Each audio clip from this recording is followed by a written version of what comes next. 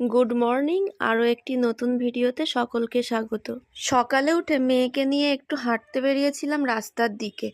বাড়িতে থাকলে ও যেহেতু অনেকটা খেলার জায়গা পায়, খেলার সঙ্গী পায়, কিন্তু এখানে ব্যাপারটা তো তেমন নয়। আশেপাশে ওর বয়সী তেমন ছোটোখাটো বাচ্চা এখানে নেই যে তাদের সাথে ও খেলা করবে। সেই জন্যে ওর মনটা যাতে খারাপ না হয় তাই একটু সকালবেলাটা ওকে নিয়ে ঘুরতে বেরিয়েছিলাম। আর এদিকে দেখো, ঘরে আসতেই মা ধরিয়ে দিল 1 কাপ চা। আর আমার দিদা সকাল সকাল বসে পড়েছে পেঁয়াজ রসুন ছাড়াতে। জানু আজ তার দিয়ার কাছে বায়না করেছে, দিয়া আমি চিকেন খাবো। ওই কারণেই আমার দিদাও এদিকে পেঁয়াজ রসুন ছাড়াতে বসে পড়েছে। মাংস আনতে যাচ্ছিস? আমাকে নিয়ে যাবি? কেন কেন? তোর নাকে তো পোটা।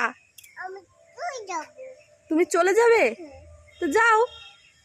আমি মটন খাবো, মটন তোমাকে দেব না।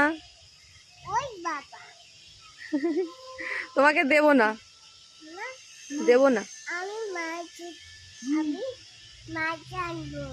ঠিক আছে, তুমি মটন খাবে, আমি খাবো, তোমার দেব না। না। আর এদিকে জানু বায়না ধরেছে মায়ের সাথে বাজারে যাবে, তো মা তো একা ওকে নিয়ে সামলাতে পারবে না, তাই আমিও আবার ওদের সাথে চলে গেলাম বাজার করতে। আর এদিকে বাজারে এসে মায়ের মনটা খুব খারাপ হয়ে যায় একটা খারাপ সংবাদে। মায়ের পরিচিত একজন মারা গেছে। কাল যার সাথে কথা বলে আসলাম, আজ সে আর নেই। ভাবা যায় বিষয়টা, মানুষের জীবনটা কতটা অনিশ্চিত, তাই না? আর এদিকে দেখো জানু কেমন বাজার করছে। এরপর বাজার সেরে বাড়ি এসে আমি আমার যুদ্ধে নেমে গেলাম। যুদ্ধ বলতে মেয়েকে খাওয়ানো। এটা যুদ্ধের থেকে কম কিছু নয়, যুদ্ধই বটে। যাদের বাচ্চারা একদমই খেতে চায় না তারাই বুঝতে পারবে এই ব্যাপারটা আসলে কি।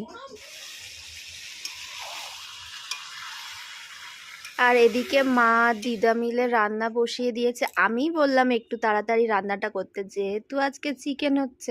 চিকেন হলে সেদিন তো একটু খিদেটা বেশি, মানে তাড়াতাড়ি পায় আর কি। আর এইটা হলো সেই মুহূর্ত। আচ্ছা, কে কে আমার মতো এমন মায়ের কাছ থেকে কষা মাংস খাওয়ার জন্য বসে থাকো, অবশ্যই জানিও তো।